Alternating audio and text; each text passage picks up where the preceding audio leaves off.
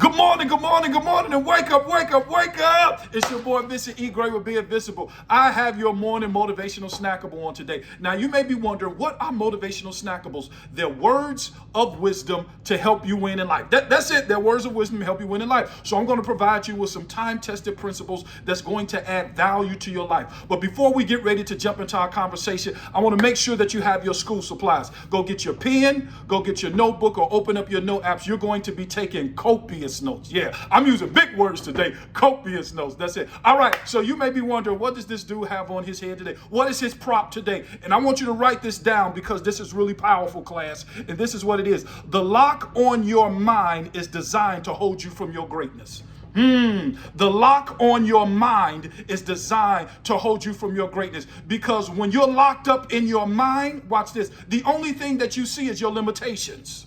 And when all you see is your limitations, you will never break free from mediocrity. You will never live your purpose. You will never release your potential, and you will never live the life that you was born to live. Why? Because you're locked in your mind.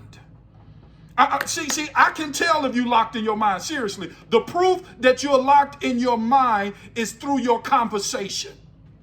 Let me give you an example. I can't do that. I'm not good in math. I'm not good in English. I'm not great at writing papers. I can't go back to school. I can't go to law school. I have too many priorities. My community will never get better. I'll never be able to get a bachelor's degree, a master's degree, a doctorate degree. I don't look good enough. I don't have the connections. I don't have the network. I'll never buy my own house. I'm not privileged. All of those are not excuses. That's a sign that there's a lock on your mind. And the truth of the matter is, that's not even you talking.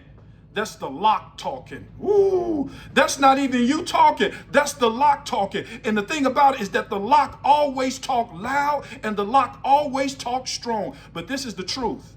I want to ask you a simple question. This is the question that I want to ask you, because the truth will set you free or the truth will keep you bound. This is the question that I want to ask you. How did you get this lock? Now, please don't send me no hate mail. Please, I'm about to just give it to you. You know how you got this lock? It was handed down to you from the previous generation. The previous generation told you what you couldn't do, so you inherited this lock. But I want you to know something that's significantly important. How do you get rid of this lock? It was a gentleman by the name of Stephen Biko said that the greatest weapon in the hands of the oppressor is the minds of the oppressed. Now watch this. I told you how you got the lock, but don't you know you don't have to keep the lock. You don't have to keep it. I don't care who gave it to you. You don't have to keep it. There's some people who give me a present. I say, oh, thank you. I toss it because there's no value. Nobody, you're not going to give me a lock and say, Merry Christmas. No, I'm throwing this away. So I want to talk to you. If you don't know how to get rid of the lock, there were some people who I want to talk to you about who were locksmiths. And that's Dr. King and that's Reverend Jesse Jackson. And see, Dr. King, he told you one thing, free at last, free at last. Thank God Almighty, we're free at last. He was a locksmith. Reverend Jesse Jackson, he was a locksmith. He said, keep hope alive. And don't you know that hope is a confident expectation that your future gonna look like your present? He was a locksmith. So I want you to know you don't have to keep this. This is not a gift. This is imprisonment. Don't accept this gift. All right, I'm done. All right, I had to tell you the story. So yesterday I called the locksmith. He thought that I wanted his services. I was like, no, I just want your advice. He's like, I never received a phone call like this. I said, this is the first. This is for the snackable. This is for the snackable.